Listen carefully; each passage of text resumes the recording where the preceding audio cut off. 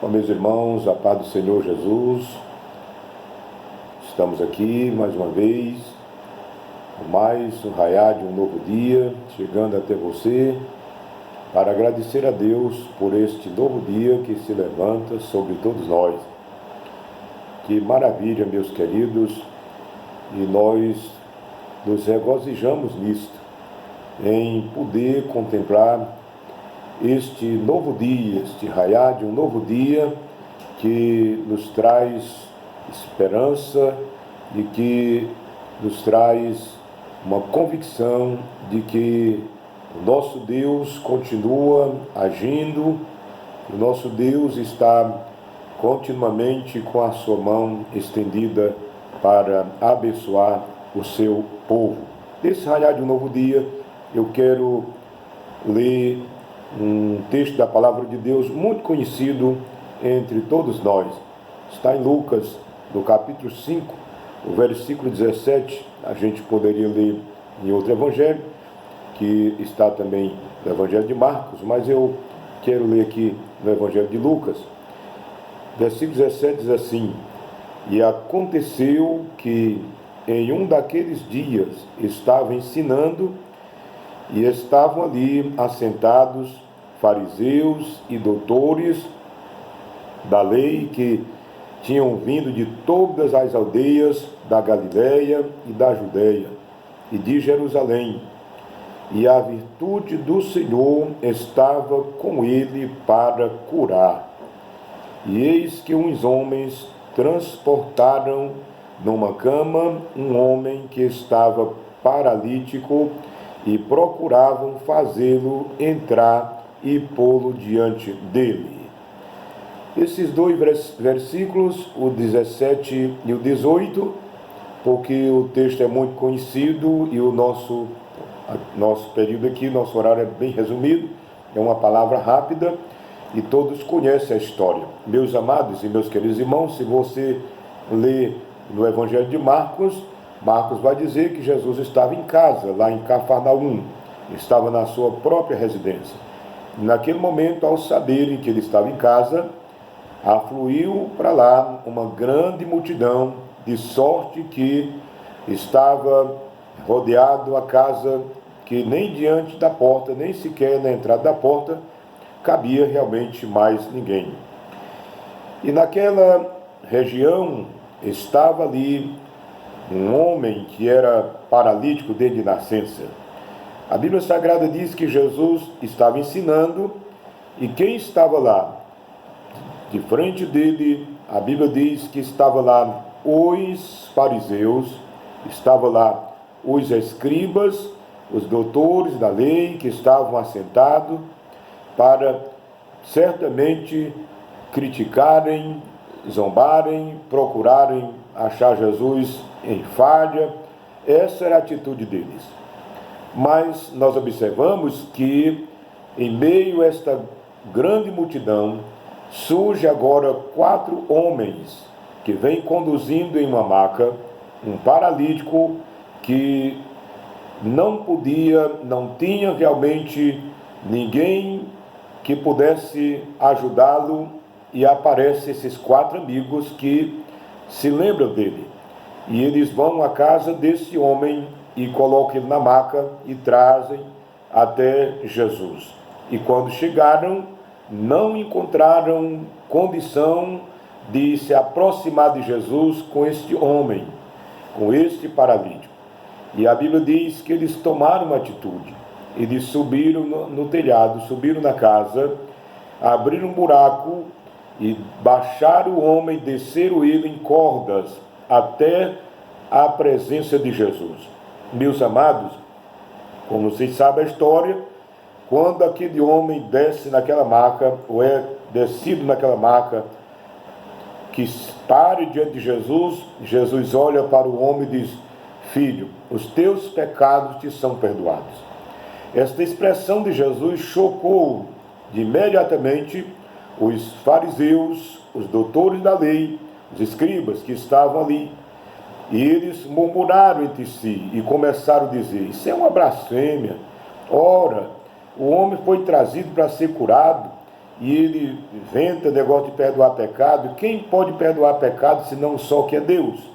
Bem, meus amados, primeiro, nós gostaríamos de lembrar que enquanto Jesus no seu ministério, e ainda hoje é do mesmo jeito, a multidão ela se divide em mais de um grupo. Primeiro nós vamos olhar aqui o grupo dos que seguiam Jesus por necessidade, porque precisavam ou queriam ouvir Jesus. Existia também aquele grupo que ia atrás de Jesus porque queriam apenas serem curados, como no caso dos 10 leprosos, 10 foram curados e 9 foram embora, e só um voltou para dar glória a Deus. E assim por diante. Mas também existiam aqueles que iam para atrapalhar e impedir das pessoas se aproximarem de Jesus. No caso, aqueles que eram detentores da verdade, entre aspas, da lei, e que eles se sentiam poderosos e que tudo tinha que ser decidido por eles. E aqui nós observamos que aparece também aqueles que levam as pessoas a Jesus. No caso dos 4 amigos, e que ainda hoje existe também pessoas que são interessadas em levar outros a Cristo. Aqueles 4 amigos, eles são destacados aqui nesse texto, primeiro, pela atitude deles, pelo amor que eles demonstram ao próximo, pela boa vontade que eles demonstram, esqueceram de si mesmo por um instante e descobriram que era melhor agir em favor de quem estava mais necessitado.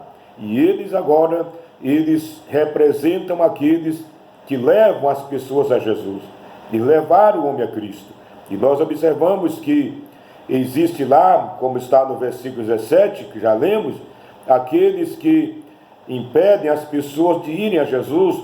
No caso está aí os fariseus, os saduceus, os que prendem as pessoas no seu sistema religioso, de ideias, de filosofia religiosa, e que muitas vezes disseminam as suas doutrinas e impedem as pessoas de irem a Cristo Jesus, porque não conhecem as Escrituras, não sabem realmente a verdade das Escrituras. No entanto, eles, ao ouvirem a expressão de Jesus, perdoados estão os teus pecados, nós observamos que eles ignoraram essa expressão. Então, está aí, como nós dissemos, a multidão que faz aquele cordão de isolamento na porta da casa onde Jesus estava. Eles estavam realmente ali, junto com os fariseus, impediam que as pessoas se aproximassem de Jesus. Jesus estava em pé e Jesus estava realmente no meio daquela multidão, no centro da casa, mas nós observamos que eles agora, eles têm de Jesus, a resposta que eles ouviram de Jesus, para eles acham realmente aquilo uma blasfêmia. E nós observamos que eles agora demonstram aqui a sua teologia deficiente. É claro que eles estavam certos em afirmar que só Deus perdoa pecados, eles estavam certos. Mas em que eles estavam errados, pastor? Eles estavam errados em não conhecer Jesus como Deus. Então, por isso a teologia deles era deficiente. Nós entendemos que só Deus perdoa pecados, e eles também sabiam disso. Mas o erro que estava na vida deles era não conhecerem Jesus, não reconhecerem Jesus como Deus. Meus queridos e meus amados irmãos, quantas pessoas têm essa teologia deficiente, ou têm essa deficiência na sua teologia? Sabe que Jesus é Filho de Deus, sabe que Jesus é o Salvador, no entanto, a sua filosofia religiosa leva eles por outros caminhos, quando o próprio Jesus Cristo se apresenta como Salvador, como perdoador, como resgatador, como o único que pode conduzir o homem a Deus. Então, como disse, eles estavam errados por não conhecer Jesus como Deus. A cegueira, meus irmãos, deles impedia de ver Deus na face de Cristo. E observe que Jesus, uma certa vez, olha para os seus discípulos quando é interrogado. Senhor, quando eles disseram, mostra-nos o Pai, isso nos basta. Jesus disse, Filipe, há tanto tempo estou convosco e ainda não me conheces? Quem vê a mim, vê o Pai. Porque a profecia, até mesmo o anjo confirmou que Jesus Cristo, que haveria de nascer de Maria, o seu nome seria Emanuel, porque quer dizer Deus conosco. Louvado seja o nome do Senhor Jesus. Então, ele é realmente o Salvador, aquele que tem autoridade para perdoar, para curar e para salvar as pessoas. Então, nós observamos que havia entre os rabinos uma crença de que um homem só poderia ser curado depois de ser perdoado. Pois eles pensavam que toda doença fosse realmente devido ao pecado. Essa era a crença que eles tinham, essa lógica no meio deles. E Jesus, ele diz para o paralítico, teus pecados te são perdoados. Então, Jesus aproveita a lógica deles e anuncia o perdão dos pecados antes do homem ser curado. E isso choca eles. Então, observe que primeiro vem o perdão, depois a cura. As pessoas estão mais interessadas em buscar a cura em vez do perdão. Mas é preciso nós sabermos que o Deus que nos criou, ele sabe que a parte espiritual, ela é mais urgente, porque a doença pode levar a pessoa à morte, mas o pecado pode levar ao inferno. Então, meus amados, é mais importante a pessoa ser perdoada, mesmo não sendo curada, do que ser curada e não ser perdoada. Então, o perdão, meus amados, ele não pode ser, de forma nenhuma, ser substituída pela cura. É interessante que o perdão venha à pessoa para sanar a dificuldade da alma. O perdão, ele é subjetivo, mas a cura, ela é objetiva. E você precisa saber disso. Então, o perdão só é visto por Deus. Mas é importante que a cura não seja vista pelos homens, e sim que tenha, mesmo não sendo visto a cura, seja encontrado na pessoa a certeza do seu perdão, para que a sua alma possa descansar na graça e na paz que vem de Jesus Cristo, nosso Senhor. Então, Jesus curou o paralítico como demonstração do seu poder para perdoar, porque quando eles ignoraram, Jesus interrompe e diz, por que vocês estão resmungando aí, murmurando em vosso interior? Qual é o mais fácil, dizer, estão perdoados os teus pecados, ou dizer, toma a tua cama e anda? Então Jesus se volta para o paralítico e diz, paralítico, toma a tua cama e vai para a tua casa. Então o homem se levantou e saiu curado, porque Jesus Cristo estava demonstrando que ele era poderoso tanto para perdoar, como também para curar. Então, queridos, nós observamos que este texto sagrado, nesta manhã que o Senhor tem nos dado, nos traz aqui uma lição, ou várias lições importantes. Observamos que os homens precisam ir a Jesus pela necessidade maior. Aqueles que vão a Jesus, é preciso que vão por uma necessidade mais urgente.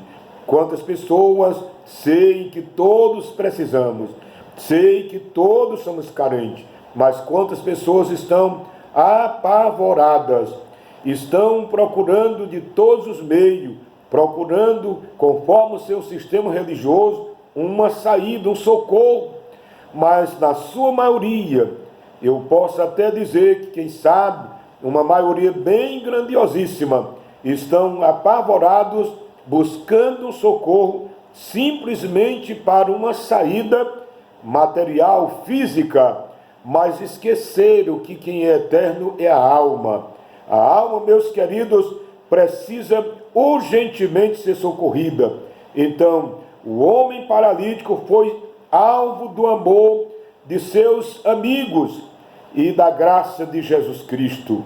Isso é que é importante, que ele foi alvo do amor dos seus amigos, isso é inegável, mas o mais importante é que ele foi alvo da graça de Jesus Cristo. Então, os amigos o levaram e deixaram aos pés de Jesus. Era só o que eles podiam fazer, e fizeram com grande esforço, e Jesus o perdoou e curou. Então, eu deixo essa palavra para você nesta manhã, e quero lembrar você, o que os homens podem fazer é levar as pessoas e deixá-las aos pés de Jesus. É o que nós podemos fazer, convidar você e avisar você, incentivar você para vir até a Cristo. Mas eu quero lembrar a você que o que Jesus Cristo faz, e só Ele pode fazer, é perdoar seus pecados e curar a sua alma, curar realmente tua vida, curar você no total. Então, esse homem estava, meus queridos, desanimado, e com as suas emoções, com certeza, estavam arrasadas. Jesus o chama de filho. O que me traz realmente emoção é que Jesus nunca tinha visto esse homem, e pela primeira vez que Jesus o vê, chama de filho. E observe que ordena que ele tenha bom ânimo. Além de chamar de filho, ordena, tenha bom ânimo. Esse Jesus é maravilhoso, aleluia. Por isso, nesta manhã, eu quero te convidar para, no raiar deste novo dia, e realmente fazer uma consulta, você faça uma consulta, melhor dizendo, para descobrir quem está mais necessitado em você, teu corpo, por uma doença física, ou tua alma, por causa do pecado que te separa de Deus. Não se engane, a Bíblia diz que a mão de Deus não está encolhida para que não possa abençoar, nem o seu ouvido agravado para que não possa ouvir, mas os nossos pecados fazem separação entre nós e Deus. Então, queridos, observe que a mão de Deus está pronta para abençoar, os seus ouvidos estão atentos para ouvir, mas existe algo que separa o homem de Deus, que é o pecado. Não queira morrer separado de Deus por esse muro terrível que é o pecado. Aceite Jesus. Venha a Ele, mesmo como você está com toda a sua dificuldade, com a sua alma enferma pelo pecado, com o teu corpo dilacerado muitas vezes pela enfermidade, e Ele te receberá. Uma coisa eu te digo, se Ele não te der a cura física, pois só Ele que sabe o que pode, o que deve fazer com o destino do homem, ou com os dias futuros do homem, mas Ele te concederá o perdão dos teus pecados, e isso te garante a vida eterna. Então, o milagre operado por Jesus foi público, notório, irrefutável, ninguém pôde negar. O homem foi perdoado e curado. Ali, irmãos, está um testemunho que joga por terra aqueles que dizem: ninguém pode ser salvo. Jesus Cristo disse: os teus pecados são perdoados. Então, quem tem os pecados perdoados é salvo. E Jesus Cristo dará a ele uma nova vida. Então, ele teve a cura física, teve cura emocional, teve cura espiritual. Meus queridos, ele teve, meus queridos e amados irmãos, ele teve também a restauração familiar. Ele mandou que ele fosse para a sua casa. Toma o teu leite e vai para a tua casa. Teve, meus irmãos, um testemunho que ninguém pode esconder. Então, um testemunho retumbante que foi daquele homem por os que estavam ao seu redor. Então, que nesta manhã, estou encerrando esta palavra, você que está cercado por problema, lembre-se, o maior problema que cerca o homem não é o problema físico, financeiro, o problema também da enfermidade, chama-se pecado. O pecado separa o homem de Deus.